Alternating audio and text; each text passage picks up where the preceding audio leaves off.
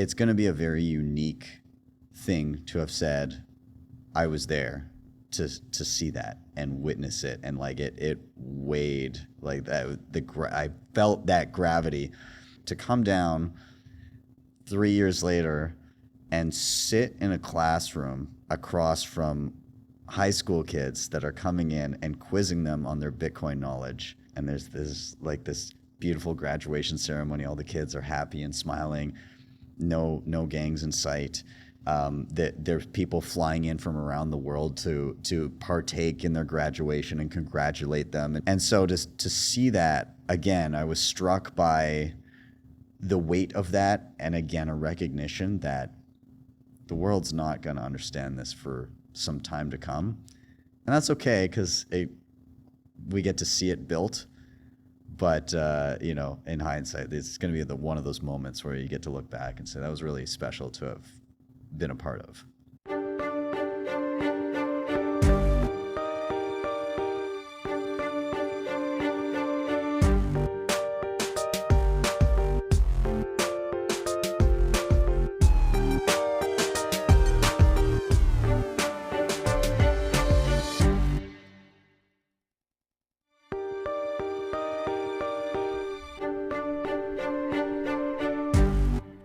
In studio with BTC Sessions. If the studio looks different, that's because we're here on site at the Halving party. If you are not here, you should definitely be having serious FOMO, because I think it is going to be the best event of all time. I mean, right on the beach, it's such a fun atmosphere.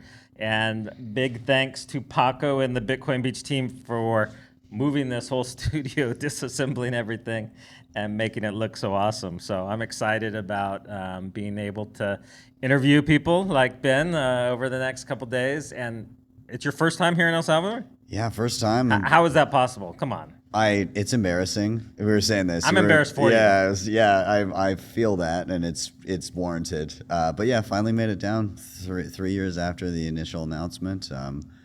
It's crazy to see, to be present amongst everything that's going on here. It's pretty wild. Did you make it through El Zonte yet, or? Not yet. Okay. That's coming. So yeah, I'll be having party for a few nights. Then I'm gonna hit El Zonte. This will obviously not be the last time I'm down here. I got to bring the whole family and explore and spend some time. But this is a quick little jaunt. It's definitely a very family-friendly place. Mike Germano from Bitcoin Magazine, he's been staying with us this last week. He brought his wife and 2 kids, and they're out taking surf lessons. Nice. And they're like, no, we're moving to El Salvador. Like, Mike's like, no, we're an Italian family. We can't leave New York, New Jersey. And the kids are like, no, we need to live here in El Salvador. Yeah. So just be prepared. When they come down, they will not want to leave. Yeah, it's pretty cool. Again, and I haven't seen too much yet, but I mean, what I've seen, I did some hiking today. I've been in San Salvador, and now finally out to the coast, and so it's growing on me already. Nice. Yeah. So, I mean, the most important question I need to get answered tonight.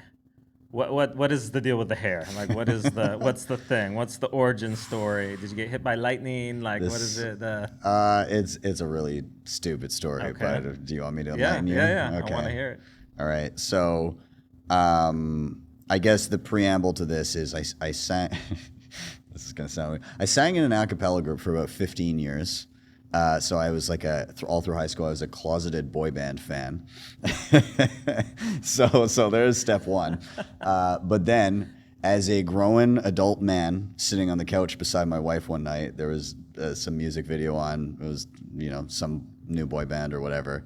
And one of the dudes had a streak in his hair, and I lean over to my wife, half joking, and I was like, I could totally pull that off. And she looked at me and said, please don't. And so a few days later, I come home and I go, and there it is ever since. So it's never gone away. And now she's like, well, you can't get rid of it. It's your thing. Oh, it's your signature. Yeah, it's your thing. Yeah, nobody will recognize you. Yeah. So that's it. It's the dumbest story of all time, but here it is. So I know you, and I've heard this from lots of people, you give like the best, simplest instructional videos on all kinds of different things. You walk people through, from how to use a hardware wallet to how to do lightning transactions. I mean, the whole 9 yards. how did this come about? Like, how did you come into Bitcoin, and then how did you become the go-to for simple, easy to follow videos? Yeah. So I before Bitcoin, I used to teach little kids how to break dance for like a decade. Nice. So I was going into schools. I was doing a lot of that, and so I guess there's a degree of the educational portion of it from that, and I guess the performance, kind of being in front of a camera, I was comfortable with that. But obviously, being a dance instructor doesn't really pay the bills that well. So I had some side hustles, and one of them was I used to buy used MacBooks, and then I'd open them up and I'd tear out the hard drive and the RAM and I'd swap it out. And so I would search up a lot of tech blogs and things like that. And so, of course, being privy to those websites, Bitcoin would come across my line of sight from time to time. So throughout 2013, I saw it a handful of times, and each time, oh, that's cool. I probably missed the boat because it was $10 and now it's $100. And then, so by the end of the year when it was like 1,200 and it had, gone from double to quadruple digits, I was like, this is either a Ponzi scheme or there's something. And so I, spent a couple months reading, got a cursory understanding of kind of what it was about. Seemed kind of cool. So I started dabbling and playing around. I'm a pretty visual learner, so I was looking for the video tutorials that I assumed would be on YouTube, which were curiously absent.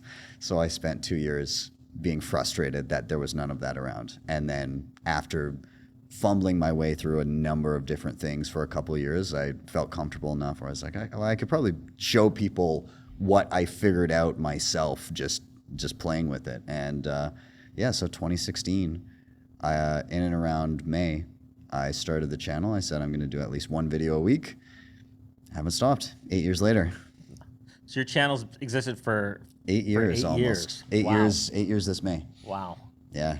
And have you been able to do one a week, or have you? Now I'm doing 3. not 3 tutorials, but I do a tutorial every week. A news show with Nico from Simply Bitcoin, and I do my Friday Why Are We Bullish panels. Okay. Yeah. So it's. And now I get to do it full time, right? Like it was a hobby at first, and then as of 2020, I did work in and around Bitcoin since around 2017, but 2020 I was like, no, turns out I hate people telling me what to do. So I was like, I'll just go all in. I'll just do the channel. And so was that a scary jump, or did it feel like? like? Yeah. I remember my wife, I was like, okay, I'm gonna try this. She's like, as long as the bills are paid, you do whatever the hell you want to do. I was like, all right, thanks for the So tip that of was the hat. 2020. That was 2020. Okay. Yeah. So you were still going into an upcycle. Yeah.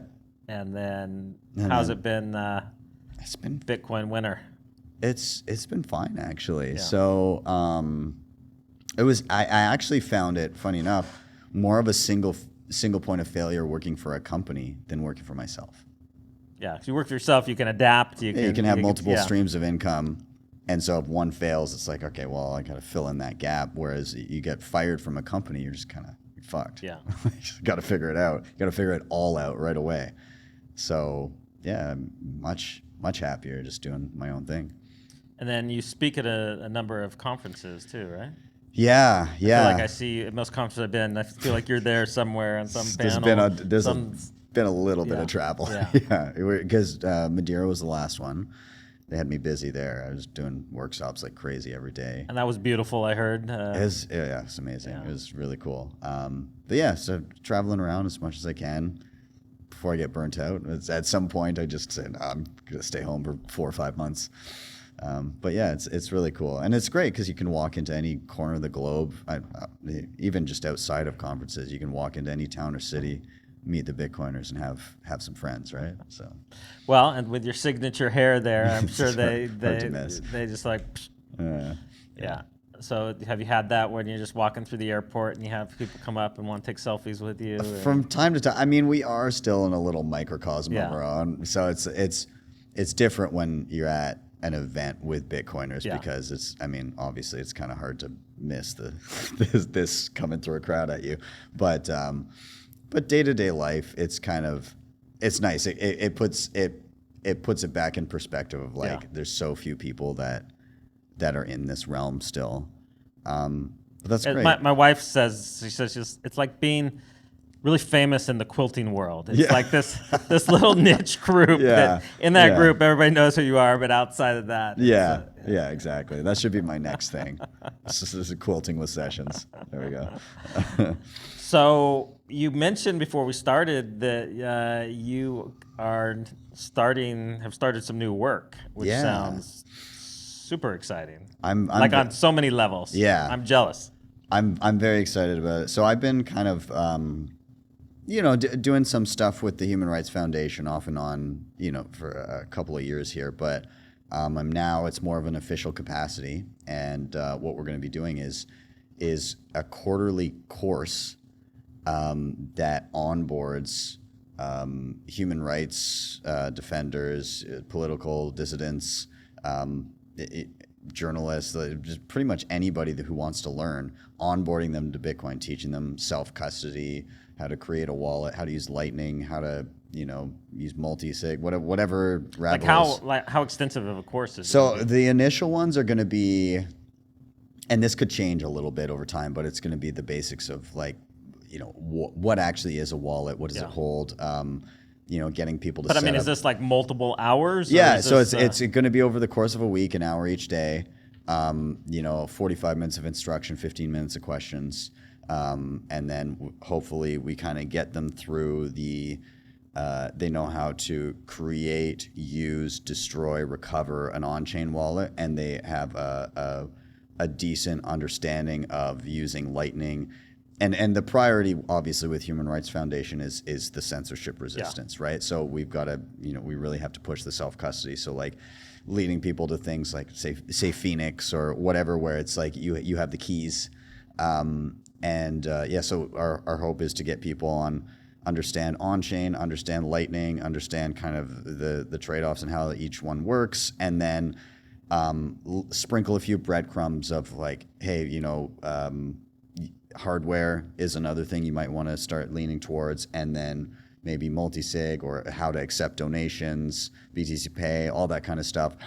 That will be kind of the tail end, just saying like, hey, here's some next steps, some privacy things, and then maybe we create like a 201, later down the road and dive into that. Have you thought through just from something we've experienced, it's sometimes very challenging just for them to get their hands on a hardware wallet. Even in El Salvador, it wasn't like they were prohibited, but just nobody was selling them until recently. They just opened up a hardware store. I did watch in that Zonte. episode. Yeah. So super excited about that. But before that, it was very hard to find a hardware wallet, even in Bitcoin country. And so if you're in a country that, the government's actively trying to stifle people, those are the things that are challenging. Yeah. And this is where, again, something like even a software multi-sig, again, gets rid of that single point of failure, right? Something like Nunchuck or even Blue Wallet has that vault feature. So there's ways where you can still protect yourself with just software to a degree where you don't have somebody getting your phone and getting everything, right? So, yeah. So will all of that be online, or will you get to go to any of these kind of crazy countries during that? So those talks are going to be online, but I am going out to Oslo for the Oslo Freedom Forum in June, and then we're going to kind of explore what other events make sense and what in-person things I can do. So we'll kind of see. No, Alex, I think I really need to go in person to this. Yeah. So your ticket to see the world. Yeah. We'll see. Yeah, I'm gonna need my family there too. So Yeah. So that adds a whole nother dimension. I mean, that I got to imagine that makes it feel like, wow, I'm really making a difference. I mean, obviously before it's a huge help and whatever, but when you're working specifically with these types of people. Well, the cool thing about doing all the HRF stuff, you go to an event, it's not a Bitcoin event, right? It's a human rights event, and Bitcoin is present because it's a tool that is useful for that cause. And so it's such a unique thing to not just be in a room full of people saying, listen how great Bitcoin is, which, is fun in its own right. But you get into a space where, I've had conversations with people and they're coming at Bitcoin from a censorship resistant stance. and then you passively mention the capped supply, and they're like, the what? and then they realize, oh, you can't print more of it. Oh my God, that's useful in a whole other way than I initially thought, and that's another great thing that I could use. So it's cool to see that. Obviously, there's skepticism and everything around it too, but that's great. That, it tests us in our ability to teach and convey the message of why this is useful, and also concede that it's not a silver bullet for everything, but it's a tool in the tool belt. So yeah, I think that's why I've connected so much with the HRF events and things that I've gone to, because it feels like what we've been doing in El Zonte with the Bitcoin Beach project. Because for us, Bitcoin's always just been a tool. It's not the end goal. The end goal is to empower people and to level the playing field and people to be able to break the cycle of destruction that we've seen in El Salvador. So that's why I'm always telling people, like, that's not our end goal just to get them using Bitcoin. We see that as an ends to the means. It's still just money. Yeah. It's the world's best money, but it's still just money. It's not the answer to everything. And so that's what I love about HRF, and because they see it kind of through that same lens. Yeah, and it's cool seeing people make those connections and problem solve and figure out. Because I mean, one of the biggest challenges is, okay, great, you can get the Bitcoin to the person that needs it. But what do they do? Yeah, what are they going to do with it? Yeah, what do you do next? And that's part of the problem that we have to solve.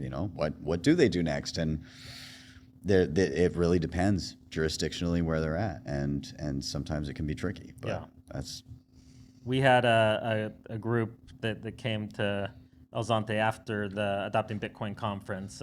Jimmy Song was there, and some other people that work in different churches and missions group. They're looking to see how they can use Bitcoin in some of these countries that they're operating in, that the governments don't want them in there, or it's very hard to move money into. And so that was the thing we kept saying, like, getting Bitcoin to them is not hard, but then once it gets in there, will they be able to actually utilize it? Yeah. And, is it going to be helpful for them? Yeah. And so sometimes it is, and sometimes it's a partial solution. Yeah. I mean, at the end of the day, it typically comes down to like a peer-to-peer conversion to local currency, so that you can get what you need. Depending on, that's kind of a worst case. Can you get the local currency out of it? Sometimes you can buy directly what you need, depending. But it's interesting to navigate.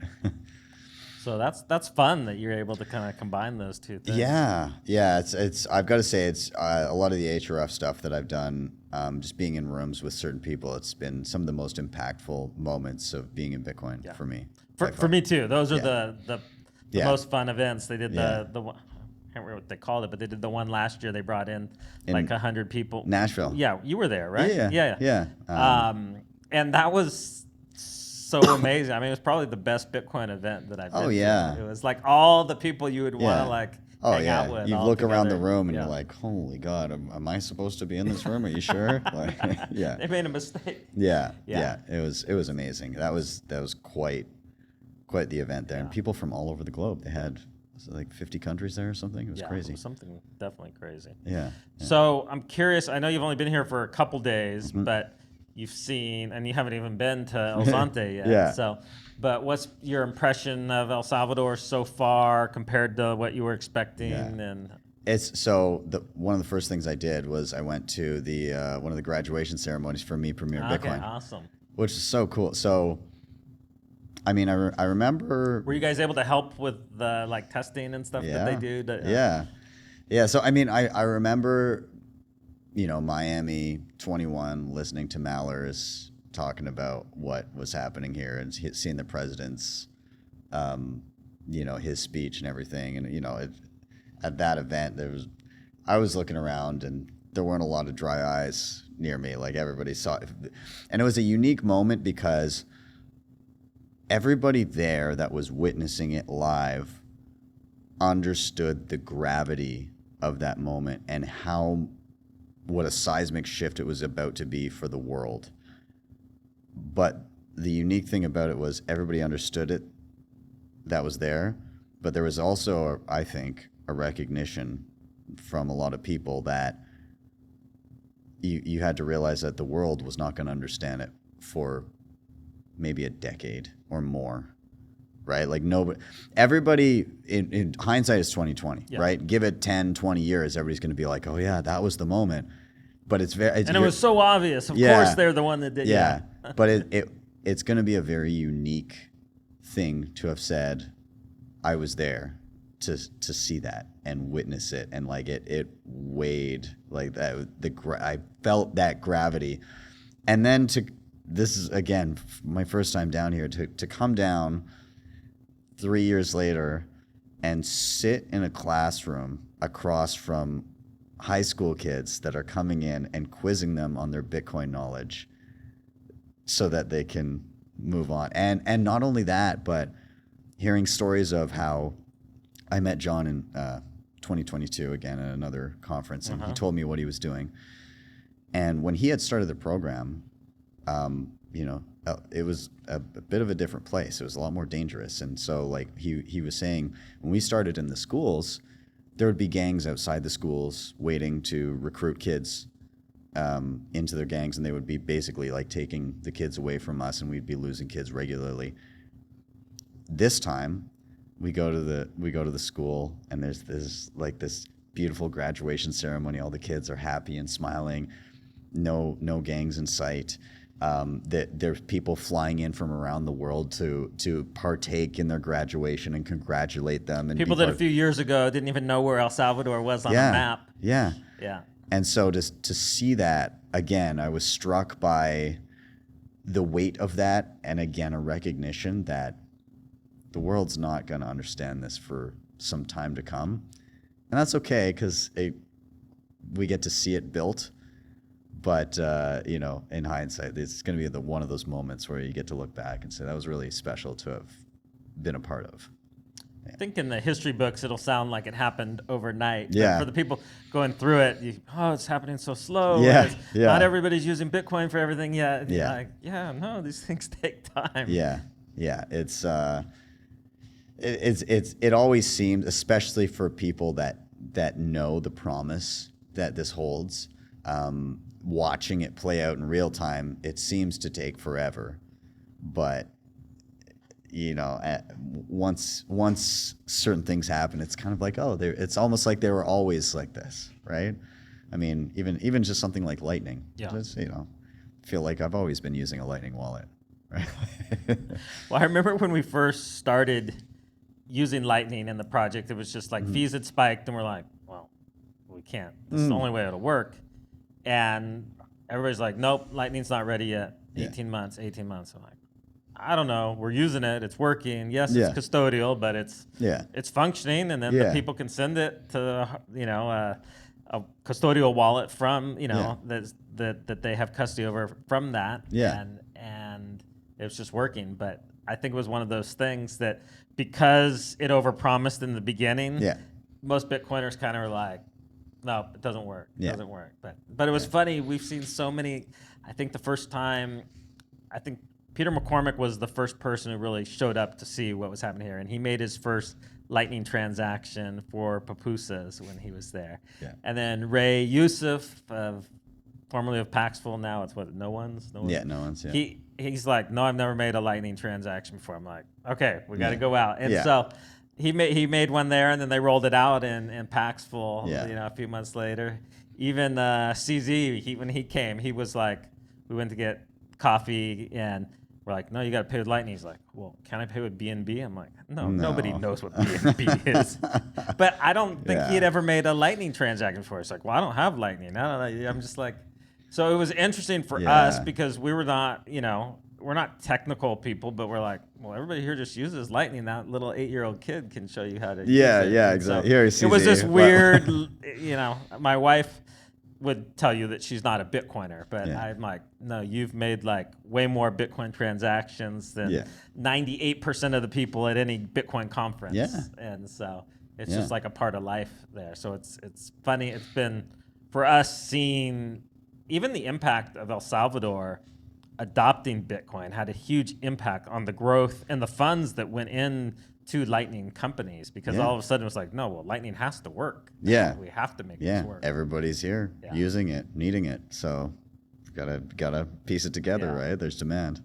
It's funny as a non-technical person to have felt like I was like involved in a lot of these things as they were moving forward. Yeah. In a weird way. So I've got to say also, for people that actively take part and let the developers know about, oh, you know, it would be great if you had this, or if you did this, or, you know, like when I click on this button, I expected it to do this. And I think a lot of people don't realize when you're using an app or you're using you know, something in Bitcoin, and you come across something that, you know, it feels broken, or you'd like it to be fixed, or you'd like something different to happen, like let the developers know, because a lot of people assume that's just happening. yeah. But if you don't say something, then maybe the next person doesn't, and the next person doesn't, and it just kind of leaves, and the developers don't really maybe notice, and so they need the feedback, right? And a lot of times there's a huge disconnect to what developers think is obvious, Yeah. and what your average user think is the obvious next step. So that's Yeah. what we appreciated so much about Galoy and Nicholas coming down, and because we'd tell him like, "Hey, Nicholas, we need to fix this happened," and he's like, "That's silly." But then when he was here, he's like, "Oh, I understand now. Yeah. Like people's phones are crappy here, or they can't." You know, dark mode is not a good option because they can't see it in the sun. Or, okay, this is why, you know, we need to have this feature so they don't have to pull out their phone every time because they're making pupusas and it's a hassle. And so trying to explain those things to developers, one thing. For them to come down and watch and see people try to use things and how painful it is, then it's like, okay, it's worth fixing. Yeah, that's fair. I got to say the guys at Blink have been pretty cool. I got to hang out with some of them in Madeira as well. Nice. And Andrew and Andrew's great. Yeah. And I love him too, especially Andrew, because he's got a passion for the circular Bitcoin economy. So he's always like pushing Blink in that direction. Yeah, they're so I'm starting to do little, I think I'm gonna call them Satvenger hunts instead of scavenger hunts. But they printed me off some stickers, the like Sessions logo, and so I'm gonna start slapping them around places, and when people find them and take a picture and tweet with like their Lightning address, then I'll send them X number of sats or something. I love it. So I did it with BitDriver on the way here, slapped one on his dash, and I said, I tweeted out, and I was like, hey, you know, if you get BitDriver and you tell them, tweet at me and let them know that I sent you, then I'll send you X number of sats every time. Just be careful, because you'll find in El Salvador a little incentive will drive people. When Strike first came down here, they did like a $10 credit and I think a $10 referral fee. Yeah. And you know, a lot of people only made $10 a day here. So you had people that were literally like going door to door, like telling people, hey, sign up for this and I'll split the referral fee. The best was there was a car wash, and it started advertising free car washes. And so you pull in and they're like, yeah, it's free. All you have to do is download this Strike app and put us in the referral thing, and you get a free car wash. My God. So I think they had expected like that they would get like, I don't know, 1,000 downloads, and they had like 100,000 downloads.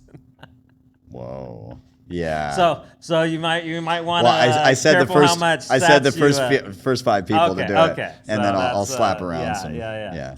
Because you might be surprised at how incentivized people will be. Yeah. But I love that. I love that it gets people doing fun. creative things. Yeah.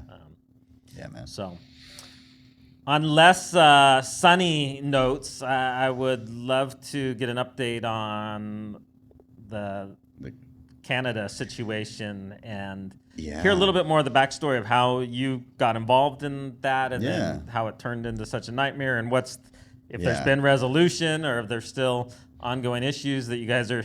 That's what sucks most, when people kind of step up and try to help, and then they get kicked in the butt for it. So. So I mean, a lot happened very quickly.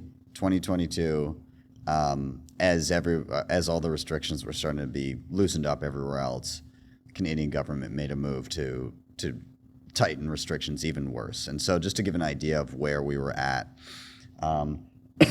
if you were in Canada and you decided not to get yourself vaccinated, you basically, if you had a government job, you were just gone. You're fired. You're just fired. Depending on what other type of job you had, you might just be fired. If there were certain, like, you couldn't go to restaurants, you couldn't go to certain things. You could only go to like the essential. You could maybe go get groceries, something like that. Certain buildings you just weren't allowed in. If you had to like show the card, or you had a QR code. Okay. Yeah. If you couldn't use public transport. You could not get on a plane, a train, or a boat. The U.S., obviously, we couldn't cross the border. And so because of that, you basically, if you had lost your job and your livelihood, you couldn't even leave because there's no other border that we share. You couldn't get on a boat. You couldn't get on a plane either. And you couldn't get on a plane. And so you were basically stuck. And they were like, well, figure it out. You have the freedom to choose. Do you, though? Because it's like, you don't have a job. Yeah. You don't have anywhere to go. You can't leave if you don't like it. And it's just like, well, your choice is starve or do it. And so like, it was basically that. And so they went to go and make restrictions even worse for like a lot of the cross-border truckers. Anyways, so long and the short of it, a lot of people were upset. And it resulted in the largest protest in Canadian history. Yeah, Canadians are not known for being protesters. Yeah, we're pretty. You guys are rule followers. We're a compliant bunch, that's for sure. But yeah, so and it was in the dead of winter. It was like minus 30 degrees out, and people were lining the highway, cheering, waving flags and stuff. So, anyways, what ended up happening was inside of 2.5, 3 weeks, it went from the beginning of the protest to like a light flavor of martial law. Was effectively that the Emergencies Act gave them sweeping powers to pretty much do whatever they want, shut down bank accounts, all of that. Any donation that went through GoFundMe or GiveSendGo was either GoFundMe freezing it after threats from the Canadian government, or GiveSendGo saying we're not going to freeze it, but then sending it to a Canadian bank where it was then frozen. And so prior to all this stuff in and around the banks and the freezing of funds, it was actually Greg Foss, that was like, hey, would you know how we could accept Lightning payments? It's like, yeah, looked on my, running a node at home, like, I could set up a little page here. So set up a page. Again, primarily just to do some Lightning payments, but then we, had the option of on-chain, so I threw that in there too. And just to give you an idea, the initial goal of the fundraiser was 10 million sats. We got over 21 Bitcoin.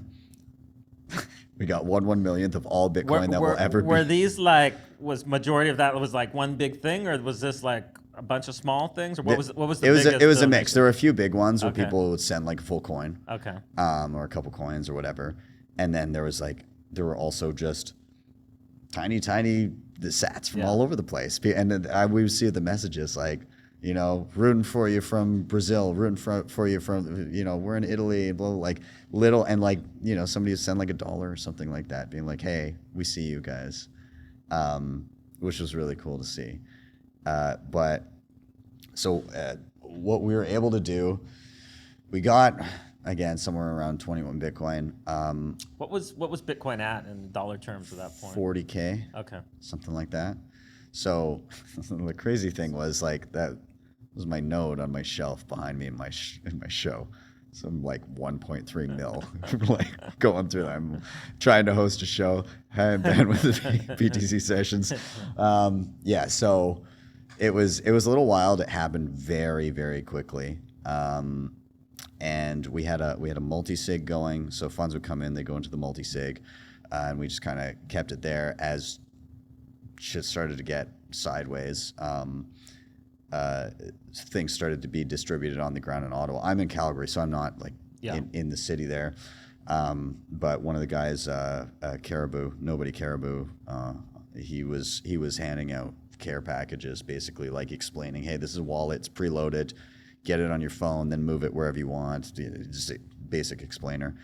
So it went out But in and around, I can't remember the exact number, but north of 15 Bitcoin handed out directly to truckers, like $8,000 a pop, something like that. There's a bug in the software, and so like the way it worked was in the multi-sig, there's an encrypted chat.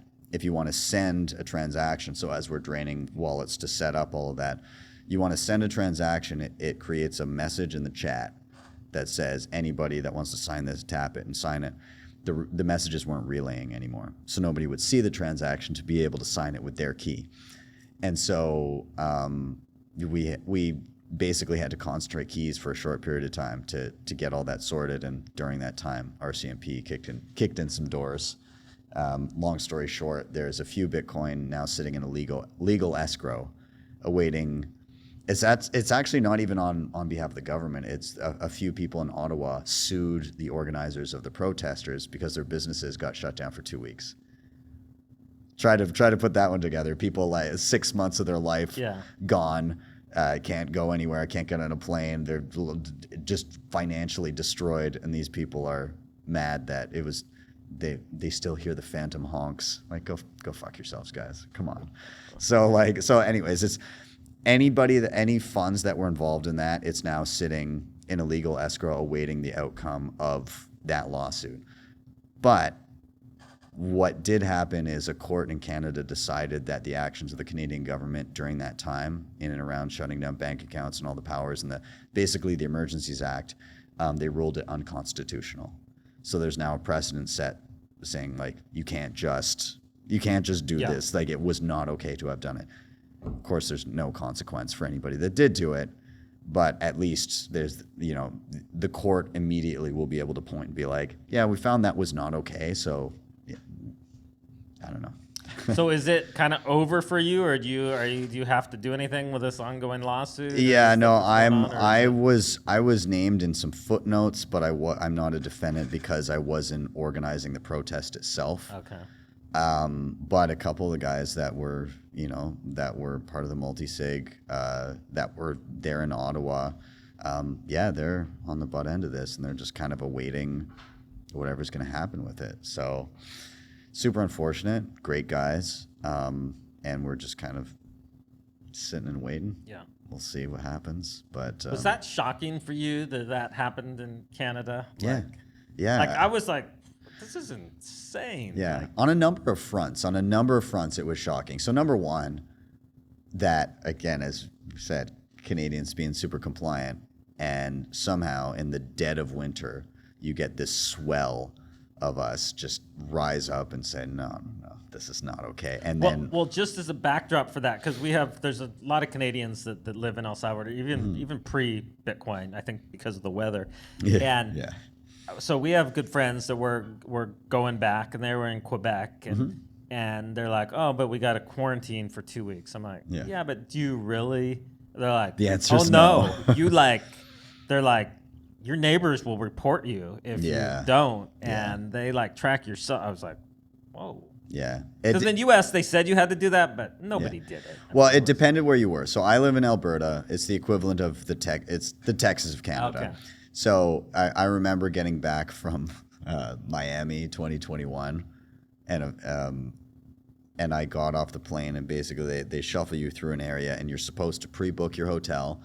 It's out of pocket yourself. You go to their special COVID hotel. You check in. You have to take a test So first you have to test before you leave whatever country you're leaving. When you land, they test you again, and then you go to the hotel, and then they wait the results of that test, and then you can go home. Again, all out of pocket. But then you still had to sequester in your home. Oh yeah, you still had to sequester in your home. And if it just so happened that you were COVID positive in that hotel, you then had to stay the full 2 weeks on your own dime. And so, but the hilarious thing was the plane lands, they shuffle us through every single person. Like I'd say 97% of the flight, they were like, so do you have your hotel booked? And people are like, no, I'm going home. And I remember they asked me, and they were like, what are your plans? I'm like, I'm going home. They're like, how are you getting home? I was like, well, I'll probably call an Uber. They're like, you're not allowed to do that. I'm like, I'll call a friend. They're like, that's fine. I was like, is that fine? Okay. And I remember even the guy at the airport, he's like, technically speaking, you could go outside right now and order an Uber and I'd never know, but you're not allowed to do that.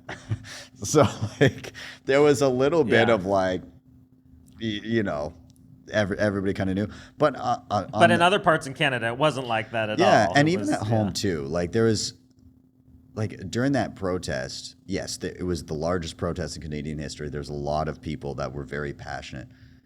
But there was also, unfortunately, like 70% of Canadians that were cheering on when they shut down bank accounts, which is really disheartening to see. But I mean, when the government owns most of the media, because like the CBC is like their income every year, I think they have income of around 1.7 billion, and over 1.1 of that is from the government. So like most of their income is just like taxpayer money. And the CBC, is that the media? Yeah, that's basically, it's the equivalent of like British BBC type thing. So yeah, but yeah, so there's a lot of Canadians that were just like, yeah, no, we're all for this, shut down their bank accounts. Those guys are stupid.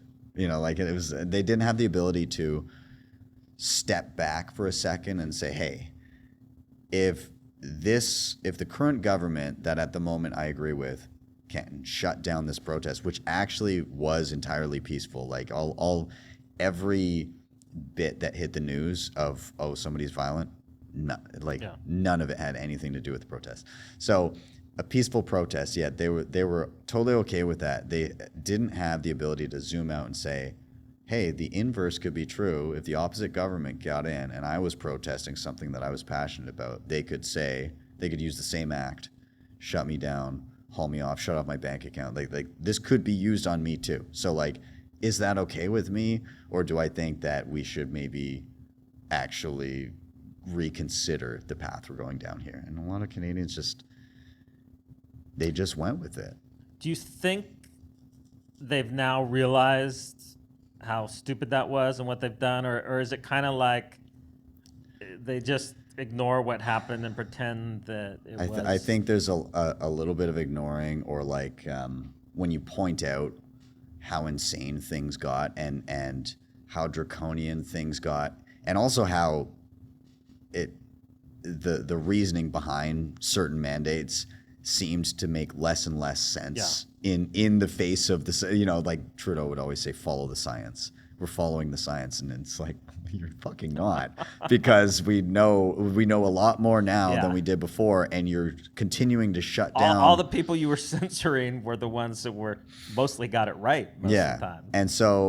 And now there's a little bit of a, well, you know, we didn't know, but we did know though. Yeah. Like you can't say follow the science, and then when the science tells you something that you know, well, not that, don't follow that science. The thing that kills me right now is now in the U.S. there's all these reports coming out on how damaging it was to the kids, the shutdowns of the schools, and all the things were being predicted at that time. They're like, no, it's better for the kids to be learning at home, and you talk to people and they're like, well, I was never really for them shutting down the schools. I'm like, yes, you were. Like you were like diehard. You weren't going to go back to work, and it was. We did our best to.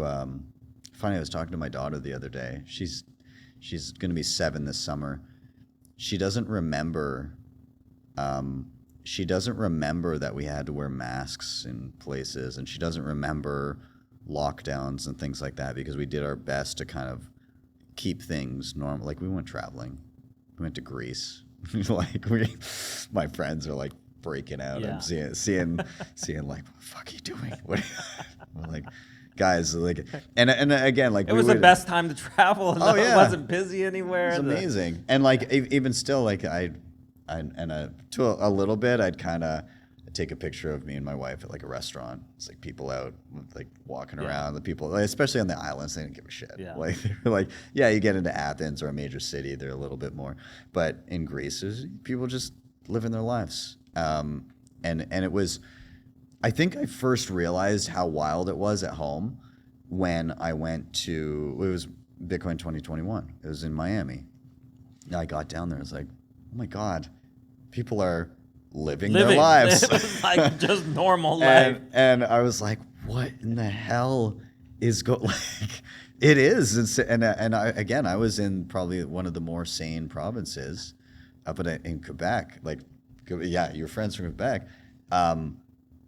It was crazy. Like if you wanted to go to Walmart, say, and you wanted to get something, so they would have these cones put out, and you would basically get corralled into like a little coned off area as an individual if you weren't, and so they'd get somebody from the store to come over, get you from your cone, and then escort you through the groceries to make sure that you didn't dare get anything other than the necessities of groceries. Like God forbid you go grab a toy for your kid or something like that. Not allowed. Yeah. It was something else. Well, I hope that we as society have learned from that, but I feel like we haven't. We have not. I hate to break it to you, but we have not. But I think there's a swell of people that are a bit more resistant to that now, that will say like, listen, we're gonna kind of do our own thing here, and you kind of. It was interesting relationship wise between different friend groups and kind of seeing the disparity there and the we'll say quasi irreconcilable differences between certain friends, and I'm usually a pretty agreeable person, so I just kind of managed to, but there's still, especially around the trucker thing, like I feel it when I'm around certain people, like it lingers, and there's a lot of things where it just goes unsaid, but there's a tension there now. Yeah, it's just unfortunate. Well, back to more positive things. What are your hopes to see here in El Salvador? Is there anything that? Well, I just saw Yellow do "Don't Stop Believing" live, and that was something. That was seeing the fit, like the Twitter fist, but from live people in front of them as "Don't Stop Believing" played was quite the moment. So that was cool. But I'm very excited to get to Bitcoin Beach, CL Zonte. Just kind of make sure your wallet's loaded up. Oh, there's plenty yeah. of places to spend your sats. I'm ready. So I do want to get to see the guys at the Bitcoin hardware store. They just opened up. I saw the episode. Actually, I was talking to the guy yesterday because I saw the episode. He ran the site where I got my first sats. Oh, really? Quick BT in Canada. Yeah, he was on your show. He was talking about it. And so we were chatting last night. He was the guy who ended up, so Me Premier Bitcoin, they had an auction to raise money for the initiative. And he last night, right? Yeah, last night. I was there. And he's the one who won my one-on-one session. Okay. So, nice. Yeah, so he donated 3 million sats to Me Premier. And we're gonna. I mean, sounds like I don't really need to teach him much. He was running the site that I bought Bitcoin from, but he's like, yeah, we'll just chill out. Yeah. But yeah, I'm excited. I'm gonna go see their store. I'll probably defer to you for different things to see around El Zonte. I'm limited in time this time around, but I want to come back. I want to get to Berlin. Yeah. I've heard they're doing some really cool things. I'm a little bit sad that I can't get up there on the 8th. Yeah, we'll be there Monday, I think. That's why I fly out, unfortunately. But and then I did some hiking earlier this morning. I got a little bit extra sun, so I'm a little crispy right now. It feels like, and yeah, being part of the Me Premier Bitcoin graduation ceremony was really special. That was a great moment. What I'm gonna have to do is come back. So my wife, when we travel, she doesn't mess around. Like, she goes and she researches everything, and she doesn't regiment it, but she'll be aware of every cool thing to do. And so like we'll get to a spot and she's like, there's 17 amazing things near here. But because of that, we'll just kind of pop around to all of them, and we'll start to see a lot of stuff. And I always get home and I feel like if I'm with her, I've just experienced the world. No, so you'll have to bring her back. Yeah. Yeah. I know more recently you've been doing a lot of work in Canada with circular Bitcoin economy projects. So I was following. We did the Christmas. Yeah, we did the SAT market. SAT market. That's right. Yeah. But that was more like a one-time event. But now you have some stuff that's more ongoing, right? Well, it's a continuation of that. So Okay. we're starting to do it quarterly now. So we basically started with the Bitcoiners. We went to the local meetup and we said, like, guys, we all understand Bitcoin's better money, right? Everybody prefers to have Bitcoin rather than dollars. A lot of nods in the audience. You guys all have some sort of a skill or a service or a product or whatever. Why on earth would you not accept Bitcoin for that? And so I selfishly would start to stand up at the beginning of meetups, say, hey, I'm looking for eggs. Does anybody know an egg guy? I found an egg guy. My freezer is stocked with beef because I tweeted out like, hey, I wish the beef initiative was in Canada. And some dude, Southern Alberta, was like, I got you. So it became clear, like, we can build something where we can kind of scratch our own itch here. Yeah. And it stemmed from a lot of people were getting worried about on and off ramps being clamped down upon. And it was in and around, there was some worry about coin join and privacy and how, if you coin join and then send onto an exchange, like they're going to shut you down. So like, I've had that experience quite a bit lately. Yeah. So it's a real thing. Yeah. Not with exchange, but like even paying somebody and Yeah. then specifically people using Chivo wallet and then Chivo freezing their wallet because I sent it geez. from Wasabi and I'm like, what is privacy like illegal? Yeah. Well, that's a risky transaction because Yeah. it's so. No, it's Yeah. coming. And Yeah. I think now even with the ETFs, we have to be more worried about it because there's going to be this huge amount of Bitcoin that's segmented into Yeah. the safe Bitcoin and Yeah. the ETFs and everything else. Yeah. is I gonna be wonder if looked there's at going to be some suspiciously. obfuscation that can happen there. They'll like say, you coin join your on-chain stuff and then you fund a Lightning. Then you got to go to Lightning, yeah. Yeah, but I mean, you could fund a self-sovereign, like a Phoenix or something like that, and then once that Lightning transaction gets routed, Yeah. it's kind of like, Yeah. They don't know. Yeah. what happened. So I mean, there's a degree of that, but yeah. So what we started to do, I was just kind of sick of. I kind of came to the realization, I suppose, that if you're reliant on and off ramps, then yes, you're gonna That's the have choke problems, right? If you never need to leave the Bitcoin ecosystem, then There's very little they can do. Yeah. It's very difficult to say, you have eggs, he has sats. Don't you guys dare exchange those things.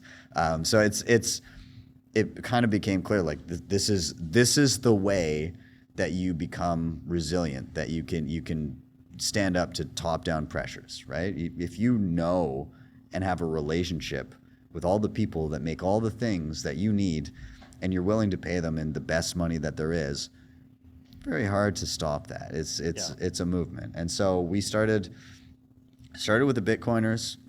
With 3 weeks notice, we got 35 merchants together and held a nice little Christmas market. And so we did it again just a couple weeks ago, actually.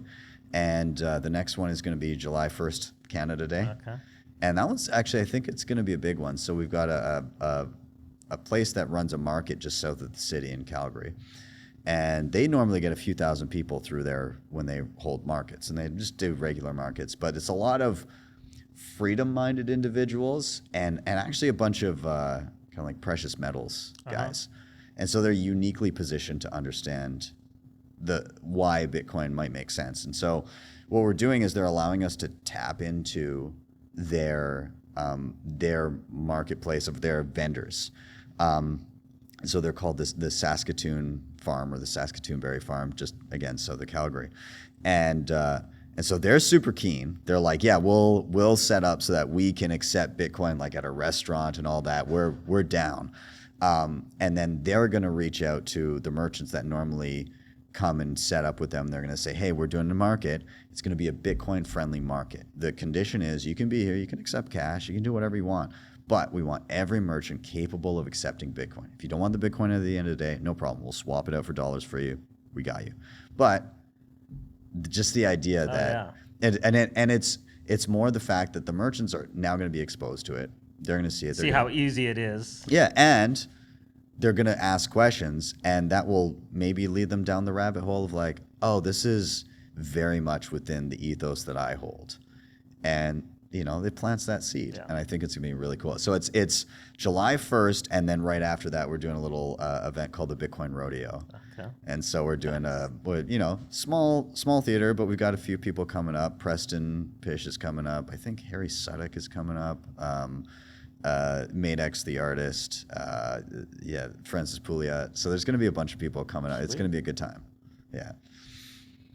I love seeing these type of things popping up. And do you have like tradespeople and stuff too that come to those things? Oh yeah. I'm a plumber. I'm an electrician. There's literally a dude. If everybody go follow the Bitcoin Plumber on Twitter. All right. Yeah. Bitcoin Plumber. And on Nostr. Yeah. That's just what he is. Bitcoin Plumber. Bitcoin Plumber. Okay. Yeah. So he, I became privy to him just after I needed him because my 2-year-old shoved a bunch of toys down the toilet. So it would have been, but now I know, and I'm sure it'll happen again. Yeah. But yeah, we got plumbers, we got a few different tradesmen, we got a roofing guy, we've got a bunch of different stuff. We got barbers, we had a hypnotist, a lot of farmers, like a bunch of farmers, a guy who helps people set up their own homesteads, all kinds of stuff. People doing carvings, a lot of artists, a lot of little bit of everything. There's even a guy, he runs a credit union in Alberta, and he was again a precious metals guy. As he started seeing them just print a buttload of money throughout the pandemic, he was like, I need to do something with my balance sheet to protect everything. Like they're just this trash. I need to figure something out. So he had been trying to get gold and silver on his balance sheet, and then found out that he just was not allowed to. Like they just were disallowed from doing that. And then he became privy to Bitcoin, and now he's like right on the train. So he was at the SAT market, so he came down. And he's a pretty good guy, and he's also one of the guys where he's like, kind of sucks that all these Bitcoin companies are getting debanked. I'll do it. I love to hear that. Yeah. Well, we need to get back out there to the Halving party and not be in the studio all night here. I think it'll be a fun night tonight. But love having you on. And where can people follow you? Yeah. What things you want to shill? Yeah. Well, I mean, again, I guess if anybody's unfamiliar and you're trying to learn some stuff, there's 8 years worth of tutorials over on my YouTube channel. Pretty much anything about Bitcoin you can learn. There's a lot of stuff over there. And I've watched them, like you do it even like a non-technical person like me, it's like, okay, that makes sense. Yeah, well, thank you. Yeah, so I've been doing the channel for a while, so you can just find BTC Sessions on YouTube. I do have a website as well, btcsessions.ca. It's got that Canadian flair at the end. Yeah. And so, you can find, there's kind of a basic learning track that takes you from like self-custody to all the way down to like multi-sig and privacy and all that kind of stuff. And that's a pretty good place to start. Do you offer any like one-on-one services? Yeah, I still do those. Maybe I'll drop a little bit of a bomb here. Yeah. Well, so I'm starting a company, or we've started a company. A friend of mine, Mike, in Calgary as well. So I'm basically teaching the teachers. I'm building an army of educators. But like top notch. It's not just like I'm scrutinizing a lot, and like the cream of the crop is what I'm looking for. And so we set out on Bitcoiner jobs. We had a website and everything for people to sign up to. We're calling it Bitcoin Mentor, and we said, if you want to be like an educator in and around Bitcoin, this is what we're doing. We had 350 people apply. Really? Yeah. All right, I think we're going to settle on about between 10 and 15. We're going to start with So you got the cream of the crop then. There's some pretty great people, I've got to say. And like just people that they've just been low key in Bitcoin, and they're number one, personable, number two, knowledgeable, number three, they know how to explain shit. Yeah. And that's super important. And so I've been like sifting through people and trying to find the best of the best. And so because it's often hard to find somebody who knows the technical part but also knows how to explain it. Because a lot of times they're just like, oh, it's just evident. You just do it. And you're like, no, it's not evident to me. Like, what do you mean? Yeah, you got to do it in an engaging way as well. So we're going to be launching with between 10 and 15 people, depending on how the remaining interviews go when I get home. And we're going to basically have a bunch of people, and you can do one-on-ones. The goal is we're going to have different learning tracks and everything. And so you can kind of start with basics. And then we're also going to be doing, not as like I have to, but like a bonus, if we're also going to be doing like a 3 of 5 multi-sig, like assisted multi-sig. Okay. And we're going to be using Nunchuck in the back end. And so the idea is Nunchuck has a key, Bitcoin Mentor has a key, client has 3 keys. So client always can move unilaterally. Nunchuck and Bitcoin Mentor can't even collude to take keys. Yeah. And then you've got a lot of fault tolerance in there with that. So, yeah. So where can people find out about that? BitcoinMentor.io. Okay. So that's coming, and there's a Twitter handle as well, Bitcoin Mentor, the Bitcoin Mentor. The Bitcoin Mentor. Yeah. All right. So make sure that you guys follow that and check out the website, and then obviously keep watching your tutorials. Yeah. Like I said, I'm very thankful for non-technical people like me that are like, how does this work? And you feel stupid sometimes, especially if you're in the Bitcoin space and you're like, I have a very basic question, but I'm embarrassed to ask because it's that meme, right? Yeah. Too afraid to ask. Yeah. So it happens. But I mean, it's good. I mean, I think all of us need to realize like it's to the point in Bitcoin where you can't know everything. And for me, I'd say mining is kind of my blind spot. I don't have a lot of experience in that realm. Yeah. Everybody's got different areas, and it's going to get to the point where even if you are well versed in Bitcoin, you're probably going to be well versed in a specific area of Bitcoin, and you're going to have blind spots. And so I don't think anybody should ever feel afraid to ask there are no stupid questions, right? Yeah. The only stupid thing is to not ask. So final question. When Bitcoin hits 10 million, are you going to form your boy band? when you have sats to blow, or we'll see if we can reform it. Again, the acapella group goes back 15 years, so we'll see. A couple of my former bandmates are orange pilled, so okay. So maybe we'll you guys see. will be in position to just go tour and sing. Maybe we'll see what happens. I'll try and convince them to streak their hair too, but I don't know. Well, I appreciate you coming out, and I'm glad you finally made it to El Salvador, and excited to spend some time in El Zonte with you. Yeah, thanks for having me and having me into your very well put together but hastily moved studio. I appreciate it. Shout out to the team that did that. Yeah, 100%. All right, let's go have some fun. Let's do it. Cheers, man.